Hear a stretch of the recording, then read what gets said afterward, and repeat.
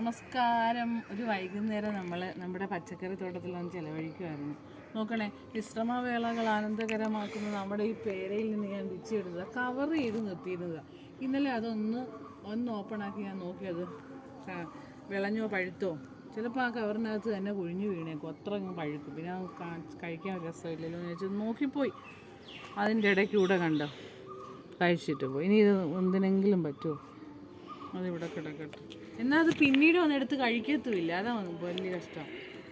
കടിച്ച് നമ്മൾ കണ്ടോ, പിന്നെ അതെങ്കിൽ പിച്ചെടുത്ത് കഴിഞ്ഞാൽ കഴിക്കത്തുമില്ല. ഇവിടെ വെച്ചിരുന്ന എന്നാൽ ശരിക്ക് ഇതുപോലെ കഴിക്കുന്നുണ്ട്, പഴുതും തക്കാളിയും ഒക്കെ.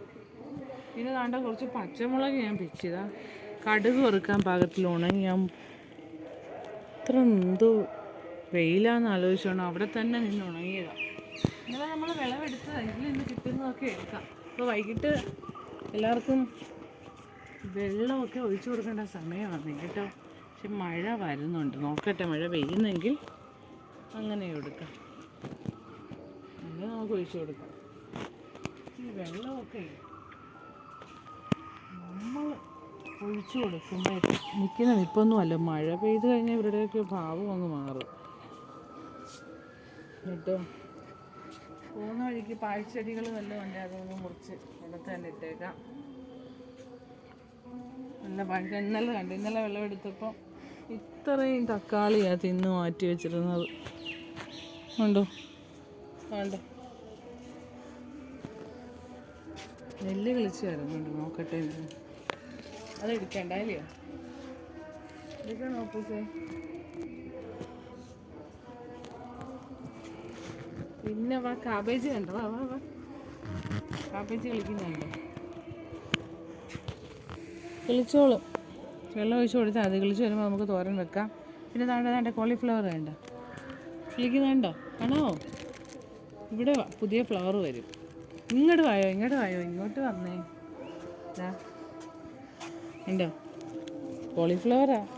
എടുത്തങ്ങ് ആ മൂട് കളയരുതെന്നേ, ഇവിടെ നിർത്തി കൊടുക്കണം. അപ്പോൾ വീണ്ടും ഇതിനകത്തുനിന്ന് ഫ്ലവർ ഉണ്ടാവും. അപ്പോൾ എത്ര എണ്ണം വന്നാൽ നോക്ക്.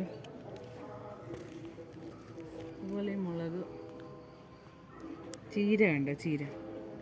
ഈ ചീര ഞാൻ പറയത്തില്ല, എന്നും പറയുന്ന പോലെ ഇവിടെ നിന്ന് ഇത് ഉണങ്ങുന്നുണ്ടോ? ഇത് ഉണങ്ങി താഴെ വീഴും. താഴെ നിന്ന് നമ്മൾ ടെറസ് തൂത്തുവാരി കൊടുക്കണം എപ്പോഴും, കാരണം വൃത്തിയായിട്ടായിട്ട് ഇട്ടാൽ കീടങ്ങളൊക്കെ ഉണ്ടാവുമല്ലോ. അപ്പോൾ ഈ തറയിൽ നിന്ന് നമ്മൾ തൂത്തുവാരുന്നു, ബാഗിലേക്ക് ഇടുന്നു. സുഖമായിട്ട് നമുക്ക് മാത്രമല്ല മറ്റൊരാൾക്കൂടെ കൊടുക്കാനുള്ള തോരന് ചീര കിട്ടും. അല്ലാണ്ട് കോളിഫ്ലവർ വരുന്നുണ്ട്.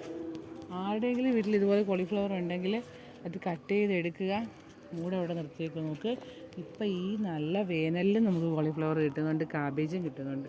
വേണ്ട, കാബേജ് പൊട്ടിച്ചെടുത്തിട്ട് നിൽക്കുന്നത് കണ്ട. അതും ഇതുപോലെ പിച്ച് തോര വെക്കാം.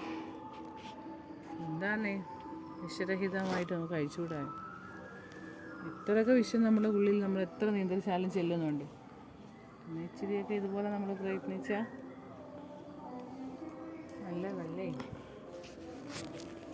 അതുപോലെ വളർന്നു വന്ന ചീരകൾ നോക്കൂ, ടെറസ് തൂത്തുവാരിയിട്ട ചീരകൾ. ഇന്നലെ ഞാൻ ഇതുപോലെ പലതിൻ്റെയും മൂട്ടിൽ കൊണ്ടിട്ടിട്ടുണ്ട്.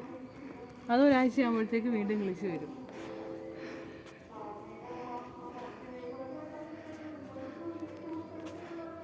നമുക്കൊരു കാബേജ് എടുക്കണം.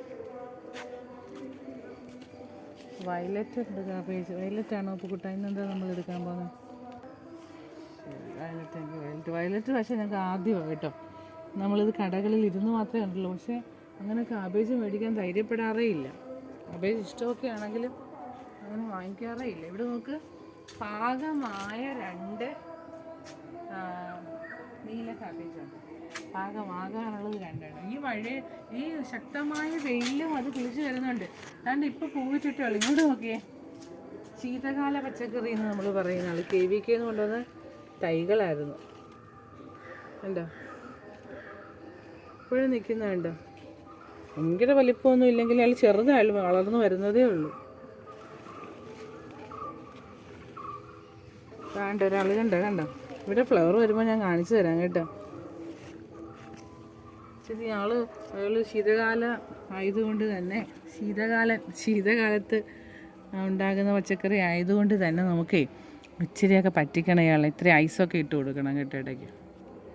അപ്പോൾ ഇയാൾ വിചാരിക്കും ആ ഡിസംബറിൽ നിൽക്കുവാണ്. ഇത് കണ്ടോ, സുന്ദരന്മാരെ കണ്ടോ? പണ്ട് കഴിഞ്ഞ പ്രാവശ്യം അയ്യോ ഈ ഷേപ്പിൽ ഇതിപ്പോൾ വല്ലാതെ വന്ന് വളർന്നു കഴിയുമ്പോൾ ഞാൻ കാണിക്കാം. ഇഷ്ടം പോലെ കൊല കുത്തി പിടിച്ചേക്കുന്നു. എന്ത് വലിപ്പമെന്നറിയാം ഈ ഒരു ഷേപ്പിൽ തക്കാളികൾ കണ്ടോ. ഇവിടെ ഉണ്ട് വേറെ, അതും ഈ എടുത്തേക്കാം. ഈ പഴമാകട്ടെ എന്ന് പറഞ്ഞ് നിർത്തുന്നില്ല, നിർത്തി അന്നേരം കഴിക്കും. അങ്ങനെ എല്ലാം ഈ എണ്ണാനും കൊടുത്താൽ എങ്ങനെ? ചക്കയൊക്കെ സീസൺ ആകുന്നതായിട്ട് അത് പോയി കഴിച്ചാൽ പോരാ. ഇതെല്ലാം നമ്മൾ കഷ്ടപ്പെടുന്നത് മുഴുവൻ ഇയാൾക്ക് കഴിക്കണമെന്ന് പറഞ്ഞാലോ, കുറച്ചൊക്കെ കൊടുക്കാം.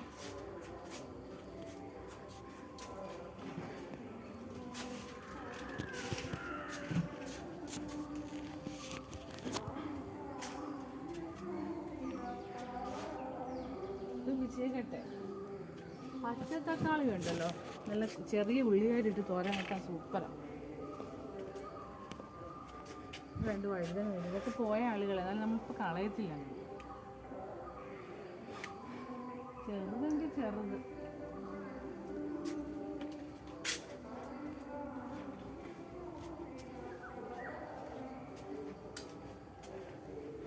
ബ്ലൂ ആണോ എടുക്കുന്നത്?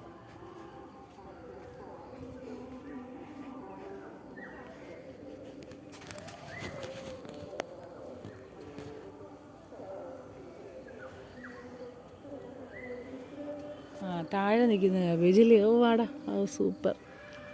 അതൊക്കെ പോലെ സുന്ദരി പൂ പോലെ നിൽപ്പുണ്ട്. ഇവിടെ നിൽക്കുന്ന ആളെ കണ്ടോ, ബ്ലൂ കാൻ. ഇവനെ കണ്ടോ, ഇതും എടുക്കാറേ, എടുത്തേക്കട്ടെ.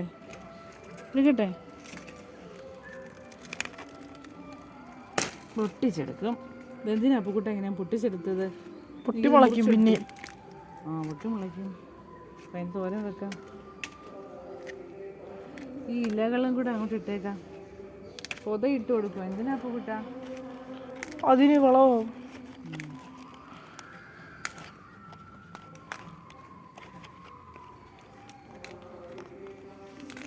പറ എന്താ വേണം അപ്പുക്കുട്ട? മറ്റേത് എടുക്കട്ടെ, ബ്ലൂ കൂടെ എടുക്കട്ടെ. എന്നിട്ട് ഇത് രണ്ടും കൂടെ ഒരു തോരൻ.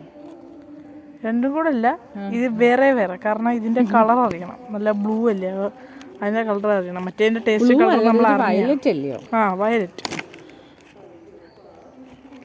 ആഹാ കണ്ടോ, എങ്ങനെയുണ്ട് എൻ്റെ അപ്പുക്കുട്ടാ? ഇനി ഇതും ഇവിടുന്ന് കിളിച്ചു വേണം. കൃഷിമന്ത്രി ഇപ്പം നമ്മുടെ ഒരു ചടങ്ങിന് വരുമോ, അപ്പം അദ്ദേഹത്തെ ആദരിക്കാൻ വേണ്ടി ഇത് കഴുകി വൃത്തിയാക്കി നമ്മളൊരു ബൊക്കെ പോലെ ഇങ്ങനെ കൊണ്ടുപോകും. അല്ല, അതിന്റെ അടിഭാഗത്ത് ഇത് ഫുള്ളോടെ എടുക്കണം, എന്നിട്ടത് കൈപിടി. കൃഷിമന്ത്രിക്ക് നമ്മുടെ പ്രിയങ്കരനായ പി പ്രസാദ് അവറുകൾക്ക് കൊടുത്തിട്ടുണ്ട് അപ്പുക്കുട്ടൻ്റെ സ്വന്തം പച്ചക്കറി. ഓർമ്മയുണ്ടോ? എപ്പോഴാ സീഡിൻ്റെ കുട്ടി കർഷക അവാർഡ് മേടിക്കാൻ പോയപ്പോൾ. ഇത് നമ്മുടെ ഒരു സന്തോഷമല്ലേ, മന്ത്രിക്കും വലിയ സന്തോഷമായിരുന്നു.